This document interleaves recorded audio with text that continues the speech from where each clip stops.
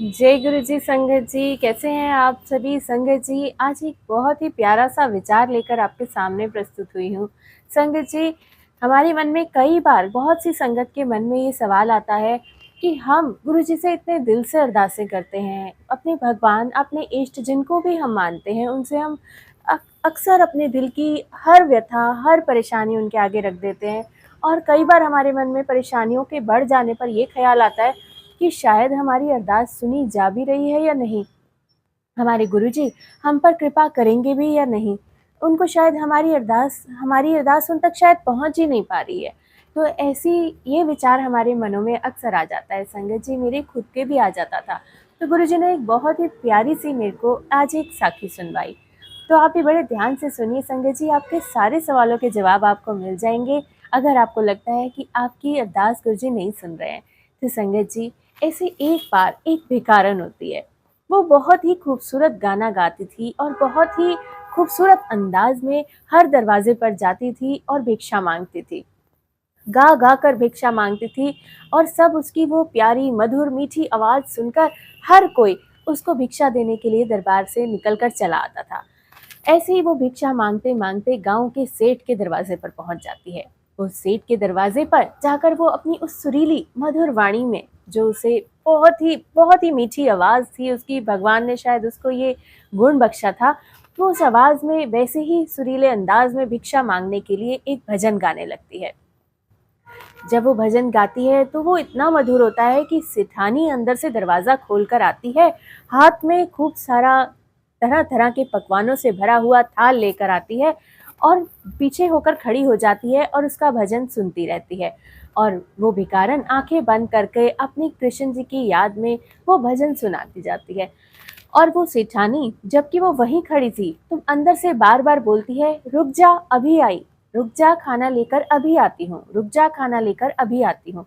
तो लगातार काफ़ी देर हो जाती है, वो सेठानी वहाँ से यही बोलती जाती है कि रुक जा खाना लेकर अभी आती हूँ। और उस इंतज़ार में वो भिखारन वहाँ पर वही सुरीले अंदाज में बड़े भाव से आंखें बंद करके मनोहर तरीके से अपने कृष्ण जी का एक प्यारा सा भजन गाती रहती है। और सेठानी खाने का पकवान का थाल हाथ में पकड़े दरवाजे की पिछली तरफ खड़े होकर वो प्यारा सा मधुर संगीत उसका सुनकर मंत्रमुग्ध होती जाती है। इतने में सेठ आ जाते हैं और वो अपनी सेठानी को खड़ा देखकर कहते हैं, तुम ऐसा क्यों कर रही हो? हाथ में खाना लेकर खड़ी हो, लेकिन वो बेचारी कब से द्वार पर खड़ी हुई गाना गा गा कर, भजन सुना सुना कर तुमसे भिक्षा मांग रही है। तुम्हें क्या उसकी वो सुनाई नहीं दे रही आवाज? वो आपसे भिक्षा मांग रही है, तो आप जाते क्यों नहीं हो? ये थाल पकड़ा है आपने, आप उसको देते क्यों नहीं, वो अपनी भूख मिटा सके? तो सेठानी ने बड़ा ही प्यारा जवाब दिया। सेठानी ने कहा कि आप मेरी बात को ध्यान से सुनिए, ये मैं खाना उस भिखारन के लिए ही लाई हूँ और उसे जरूर दूंगी, लेकिन मैं क्या करूँ, मैं बड़ी ही मजबूर हूँ। उसकी इतनी सुरीली आवाज और इतने प्यारे अंदाज में वो भगवान को बुला रही है, उनका भजन कीर्तन कर रही है कि मैं उसका भजन सुनना चाहती हूँ, उसकी मीठी आवाज में मैं खो जाती हूँ। और अगर मैं उसको ये पकवान से सजा थाल जल्दी से दे दूंगी तो वो इसे लेकर खाना पाकर संतुष्ट हो जाएगी, गाना गाना बंद कर देगी और आगे चली जाएगी। बस इसी इच्छा से उस भजन को की खूबसूरती, उसके शब्दों की मिठास को सुनने के लिए बस मैं ये थाल उसे तक दे नहीं रही हूँ, लेकिन ये है उसी के लिए, मैं उसको अवश्य दूंगी। तो संगत जी, इतना प्यारी एक गुरुजी ने मुझे ये कहानी सुनवाई और मेरे मन में सीधा वही भाव आया कि गुरुजी भी तो, हमारी अरदास गुरुजी को भी तो पसंद आ जाती होगी ना। कई बार हमारे गुरुजी को भी तो लगता होगा ना कि ये बच्चा अगर इतने प्यार से मेरे पास आया है, इस पे जब तक कोई कष्ट नहीं आता, ये बात हकीकत है संगत जी कि जब तक हमारे पर कोई तकलीफ नहीं आती ना, हम ज्यादा वक्त अपने गुरुजी के पास भी नहीं बैठते। जैसे ही कोई कष्ट आता है, जैसे ही कोई दुविधा परेशानी आने लगती है ना, हम फट से चले जाते हैं गुरुजी के पास। तब हमें मंदिर भी जाना याद आ जाता है, हमें सत्संग में बैठना भी याद आ जाता है, हम गुरुजी से अरदासें भी करने लग पड़ते हैं और गुरुजी से मांगने भी लगते हैं और गुरुजी का मंत्र जाप भी बढ़ा देते हैं, करना शुरू कर देते हैं। लेकिन वैसे हम लोगों के पास इतने काम होते हैं कि जब तक भगवान हमारे को एक थोड़ी सी टेंशन ना दे, तब तक हम शायद भगवान से नहीं जल्दी से जाकर जुड़ पाते। तो भगवान जी ने भी यही किया हमारे साथ। गुरु जी यही चाहते हैं कि ये बच्चा ऐसे सीधे तरीके से नहीं आता मेरे पास, लेकिन इसके वो आना, ये बार बार मुझे मनाना और मुझसे प्यारी सी अरदासें करना।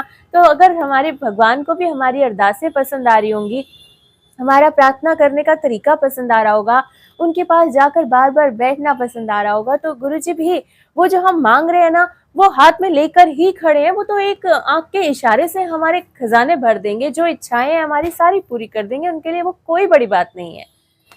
लेकिन उनको भी तो इच्छा होती होगी ना कि ये बच्चा आया है मेरे पास, बैठे मुझसे अरदासें कर रहा है, मुझे वो चीजें सुनना अच्छा लग रहा है। तो सिर्फ इतना सा इंतजार गुरुजी हमसे वही करवाते हैं।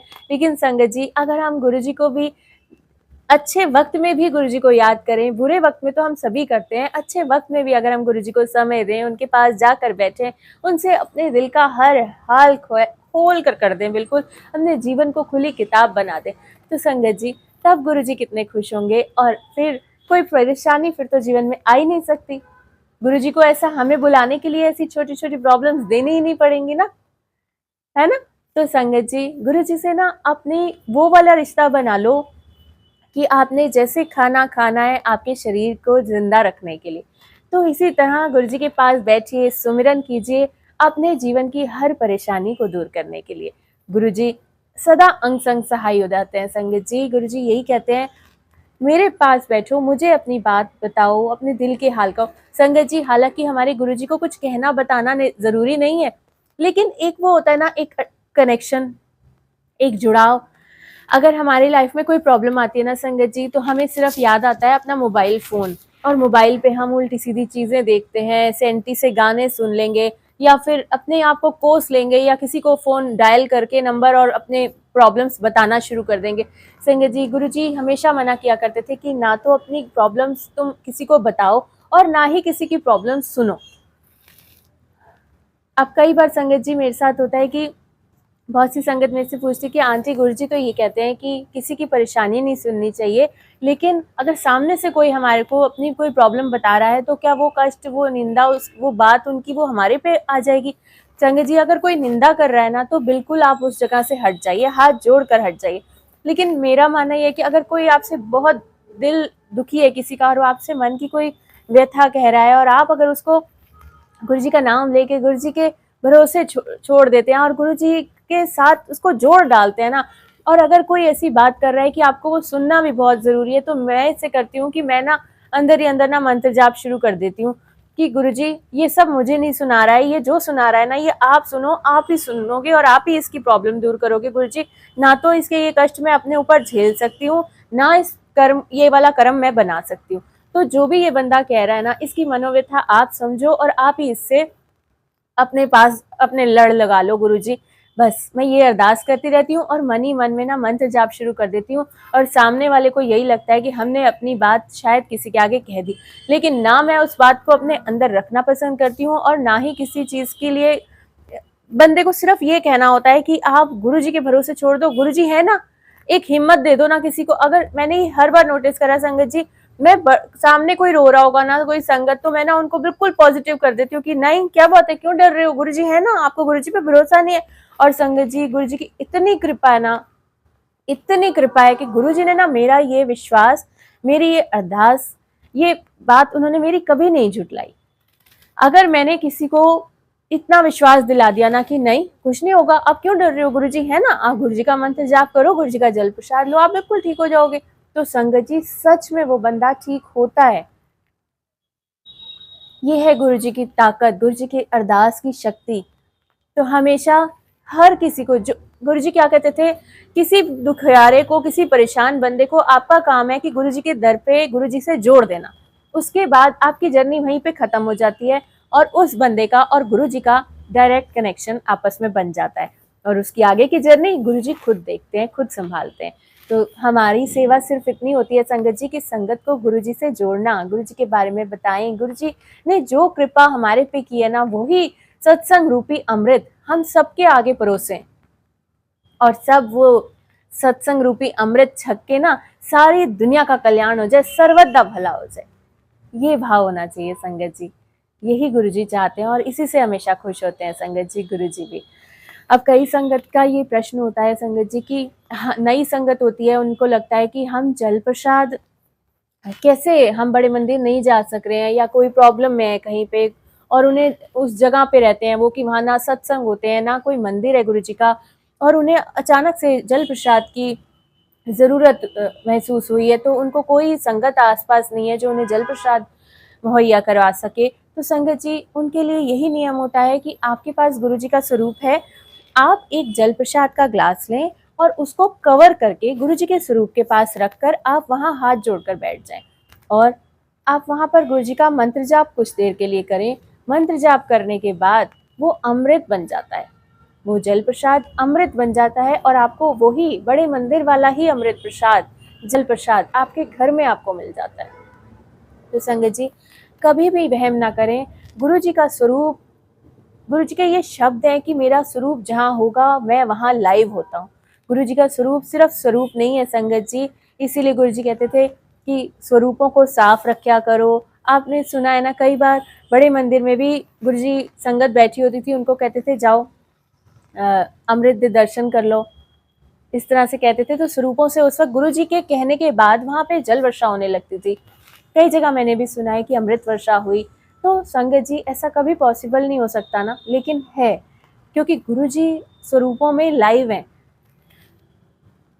साक्षात है हमारे गुरु जी। किसी भी स्वरूप में गुरु जी बिल्कुल साक्षात होते हैं। अब कई संगत को लगता है कि कोई वहम आ जाता है मन में कि गुरु जी का स्वरूप खंडित हो गया, टूट गया, कुछ हो गया, ब्रेसलेट पहना हुआ था, हमारा ब्रेसलेट गिर गया है, टूट गया है, और बड़े बड़े उनके मन में गलत गलत भाव आ जाते हैं, उनके मन में बुरे ख्याल आने लगते हैं कि आंटी हमने स्वरूप पहना हुआ था, वो खराब हो गया, टूट गया, हमारे संग कुछ गलत तो नहीं होने वाला। लेकिन नई संगत जी, मैं नई पुरानी संगत सब जानती है ये गुरु जी की लीलाओं को, लेकिन अगर आपके संग ऐसा होता है तो आप बिल्कुल परेशान ना हो, और गुरु जी का सिर्फ और सिर्फ शुक्राना करें कि उन्होंने आपका कोई बड़ा कष्ट अपने ऊपर ले लिया। तो संगत जी, बिल्कुल ना भूलें इस बात को कि किसी वहम में नहीं पड़ना है। गुरु जी ने हमें किसी बंदिश में, किसी वहम में कभी नहीं डाला संगत जी। गुरु जी का कोई स्वरूप खंडित हुआ है तो गुरु जी ने कोई कष्ट अपने ऊपर ले लिया है संगत जी, इसलिए कभी ना घबराएं कि आपके संग कुछ गलत होने वाला है। अगर आप गुरु जी की शरण में है ना, तो सच कहती हूँ, आप पे कोई ऐसी परेशानी आ भी नहीं सकती, अगर आपका विश्वास अटल है तो। इसलिए अगर आप मंदिर नहीं जा पा रहे हैं, आपके जिस जगह पे आप रहते हैं वहाँ जल प्रसाद नहीं आपको मिल पा रहा है, तो बिल्कुल आप एक स्वरूप गुरु जी का रखकर उनसे अरदास करें, जल प्रसाद का ग्लास रखें और बिल्कुल उसको कवर करके रखें। कई सत्संग में संगत जी लंगर प्रसाद खुला भी, थोड़ा आधा खोल के रख देते हैं। नहीं संगत जी, गुरु जी का जो लंगर प्रसाद होता है उसको बड़े अच्छे से कज के, उस पर रुमाला जी लगा के अच्छे से कज के उसे ढक के रखा जाता है, क्योंकि प्रसाद हमेशा गुरु जी के पास कवर करके ही ले जाया जाता है, चाहे वो कड़ा प्रसाद हो, चाहे जल प्रसाद हो, चाहे चाय प्रसाद हो, चाहे लंगर प्रसाद हो। तो आप अपने घर में भी अगर आप लंगर प्रसाद भोग लगा रहे हैं तो एक साफ रुमाले से उसको कवर कीजिए और गुरु जी के पास रखिए, और कुछ देर वहाँ पर बैठकर गुरु जी से अरदास कीजिए और मंत्र जाप कीजिए। और फिर जितना वक्त एक इंसान को भोजन करने में लगता है, उतना वक्त आप देखकर वहाँ मंत्र जाप कर कर उस थाली को गुरु जी के सामने अरदास करके उस थाली को आप उठाने की आज्ञा मांगिए। तो देखिएगा संगत जी, वो लंगर प्रसाद अमृत प्रसाद बन जाता है। और संगत जी, एक बात और बताना चाहती हूँ कि जो नई संगत है उनको ये भी ध्यान रखना चाहिए कि गुरु जी का अमृत प्रसाद अगर आप ले रहे हैं, लंगर प्रसाद, जल प्रसाद, चाय प्रसाद, कुछ भी, उसको गर्म नहीं करना होता है संगत जी। अगर आप उसको गर्म कर लेते हैं तो उसको वो साधारण भोजन बन जाता है, आपका प्रसाद नहीं कहलाता। तो गुरु जी का कोई भी प्रसाद हो, चाहे वो जल प्रसाद हो, चाहे चाय प्रसाद हो, चाहे लंगर प्रसाद या कड़ा प्रसाद, आपने उसको वो जैसा है उसे वैसा ही आपने ग्रहण करना है, उसको गर्म नहीं करना है कभी भी, ये हमेशा ध्यान रखिएगा। और इसी तरह आपको कभी कोई प्रॉब्लम है, कुछ है, कोई बीमारी है, मैंने जो एक्सपीरियंस किया है, जैसे कई बार मैंने देखा कि हमें सिर दर्द हो रहा है या किसी बॉडी के पार्ट में कोई पेन हो रहा होता है, तो गुरु जी की इतनी कृपा है ना संगत जी, गुरु जी का चंदन तिलक, वही चंदन तिलक हम गुरु जी को लगाते हैं। और चंदन तिलक जो हाथ में लगा हुआ था, मैंने उस जगह पर जब अपने आप के उस जगह पर लगाया, कई बार मेरे हाथ में दर्द था या मेरे शोल्डर में था, सिर में था, तो मैंने जब भी वो लगाया, गुरु जी से अरदास करी, मुझे किसी दवाई की जरूरत नहीं पड़ती संगत जी, और गुरु जी अपने आप कृपा कर देते हैं। छोटी मोटी ये सब चीजें गुरु जी के तिलक प्रसाद से ही ठीक हो जाती हैं संगत जी। और हाँ, अगर आपको कुछ ऐसी दवाई की ज़रूरत है तो बिल्कुल आप गुरुजी के जल प्रसाद के साथ डॉक्टरी इलाज भी करें। बिल्कुल गुरुजी ने ये कभी नहीं कहा संगत जी कि आप मेरा जल प्रसाद या लंगर प्रसाद ले रहे हैं तो बिल्कुल डॉक्टर को छोड़ दो, डॉक्टर की दवाई छोड़ दो। गुरुजी कहते थे कि डॉक्टर दी दवाई भी ताई लगदी है जब मैं ब्लेस करना। तो गुरुजी से अरदास करिए, वो दवाई उनके पास रखकर ब्लेस करवा लीजिए और गुरुजी के जल प्रसाद से अपनी दवाई ले और जो डॉक्टरी ट्रीटमेंट होता है उसको लीजिए और गुरुजी की कृपा आप पर ज़रूर होगी और जो भी आपको प्रॉब्लम है वो गुरुजी अपने आप छूमंतर कर देंगे। और इसी तरह संगत जी मैंने सुना था कि कई बार गुरुजी मौज में होते थे तो किसी संगत को खड़ा होकर नाचने के लिए कहते थे, तो वो बड़े ही मधुर भाव से उठकर किसी भी जो उस वक्त गुरुजी पंजाबी या जो भी ऐसा कुछ गीत लगवा देते थे उस पर वो संगत थोड़ा सा नृत्य करती थी और गुरुजी उनकी बॉडी का पूरा स्कैन कर लेते थे और उन आंटी के शरीर में जिस जगह पर जो प्रॉब्लम होती थी उनका इलाज कर दिया करते थे। वो जो भी संगत हो गुरुजी को पता होता था कि किसको उठाना है, किसको क्या परेशानी है। तो संगत जी ये उस वक्त की बातें हैं जिस वक्त गुरुजी चोले में हुआ करते थे। तब इस तरह से गुरुजी किसी को इशारा करके उठा दिया करते थे और गुरुजी की मौज होती थी। लेकिन अब तो संगत जी हर सत्संग में, हर शहर में, हर जगह जहाँ गुरुजी को याद कीजिए वहाँ गुरुजी अपने आप आकर बैठ जाते हैं और नाचने की भी कोई ज़रूरत नहीं संगत जी। अब तो हमारे गुरुजी लंगर प्रसाद, जल प्रसाद और अपने दर पे बुला के अपने मंत्र जाप से ही बड़े से बड़ी बीमारियां दूर कर देते हैं। सबसे पहले ज़रूरी है संगत जी अपने दिमाग को कंट्रोल करना, अपने दिमाग की गलत सोचों को कंट्रोल करना और गुरुजी के चरणों में अपनी सारी सोचों को रख देना। गुरुजी आप जानी जानो, आप ही सब करता धरता हो मेरे गुरुजी, आप ही सब संभालो, हमारे बस का कुछ नहीं है। हम तो सिर्फ कोई परेशानी आने पर सिर्फ सोच सोच के अपना दिमाग खराब कर लेते हैं। तो संगत जी बिल्कुल ऐसा ना करें, गुरुजी को अपना काम करने दें, उनको भी थोड़ा वक्त दें और अपने आप कर्मों पर ध्यान दें आप कि आप अपने कर्म सही रखिए। क्योंकि गुरुजी कहते हैं ना कि 90% तो मैं अपने ऊपर लेता हूँ, 10% तुमसे नहीं झेले जा रहे। तो बिल्कुल आप भी झेलने की कोशिश कीजिए संगत जी, क्योंकि आगे के कर्म हमारे को अच्छे करने हैं। ये जो हम भोग रहे होते हैं ना, ये हमारे पिछले कर्म होते हैं जो हमें पता भी नहीं होता कि हमने क्या क्या किया हुआ है पिछले जन्म में। लेकिन गुरुजी तो कहते हैं ना कि पहली बार ही जब तुम आते हो ना, तुम्हारी सारे पिछले कर्मों की फाइलें, पिछले जन्मों की फाइलें मेरे आगे खुल जाती हैं। तो मुझसे कुछ भी नहीं छुपा सकते। तो हम जितने मर्जी ऊपर से अच्छे कर्म कर ले संगत जी, लेकिन हमारे पिछले कर्मों के पूरे बही खाते हमारे गुरुजी के आगे खुले रखें। इसलिए आप जो हैं वही दिखाएं और अपने आप को गुरुजी से जोड़ के रखें। अब जो कर्म आप कर चुके हैं उनकी हमेशा गुरुजी से बख्श मांगे। कुछ और मांगने की जगह गुरुजी के आगे जब भी आप माथा टेकें, जब भी सिर झुकाएं, गुरुजी से गुरुजी को मांगे और गुरुजी से कहें कि गुरुजी जो भी कर्म मैंने किया है ना उनके लिए मुझे बख्श दो। बस संगत जी गुरुजी से बख्श मांग लो तो गुरुजी जल्दी हमारे कर्म कटवा दें और हमारे जीवन में सब कुछ अच्छा होने लगे और गुरुजी की कृपा हमें प्राप्त होने लगे। तो संगत जी आज मैं अपनी वाणी को यहीं विराम दूंगी। आज यही छोटे छोटे प्यारे प्यारे कुछ सत्संग थे जो गुरुजी ने आपको सुनवाने थे, या पता नहीं किस संगत को ये जवाब देने थे जो इस वाणी से गुरुजी ने सुनवाए। इस सेवा का गुरुजी बहुत बहुत शुक्राना, अनंतम अनंतम शुक्राना। संगत जी कोई भूल चूक हो जाए तो मुझे आप लोग माफ़ कर देना। बाकी आप सब समझदार हैं, गुरुजी से जुड़े रहिए, चिंता को छोड़ दीजिए और वहमों में तो बिल्कुल ना पड़े। गुरुजी का जल प्रसाद, अमृत प्रसाद और सबसे बड़ा गुरुजी का नाम सिमरन, इसको आप ग्रहण करते रहिए। ये अमृत आपके अंदर जाएगा और ये नाम रूपी सिमरन, ये शब्द गुरबानी आपकी हर परेशानी का इलाज है संगत जी। इसीलिए गुरुजी ने कुछ शब्द गुरबानी के भी ऐसे ब्लेस किए थे संगत जी जो बड़े मंदिर में लगातार चलाए जाते थे। आप कभी भी YouTube पे सर्च कीजिएगा गुरुजी के बड़े मंदिर के ब्लेस्ड शब्द, तो वो अमृत रूपी कुछ शब्द जो गुरुजी बार बार चलवाया करते थे, कुछ हंस जी के, कुछ चमन लाल जी के, एक दो और भी पुराने शब्द गाता हमारे जो हैं उनके शब्द।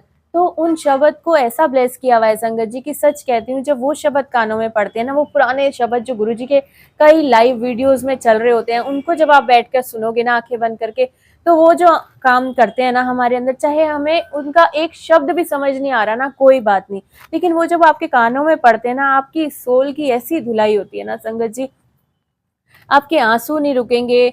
आप कई संगत सोचती है हमारे आंसू नहीं रुकते गुरुजी के पास बैठ के, संगत जी वो हमारी अंदर की सोल की क्लीनिंग हो रही होती है, तो वो गुरुजी अपना काम कर रहे होते हैं, आप उनको करने दीजिए।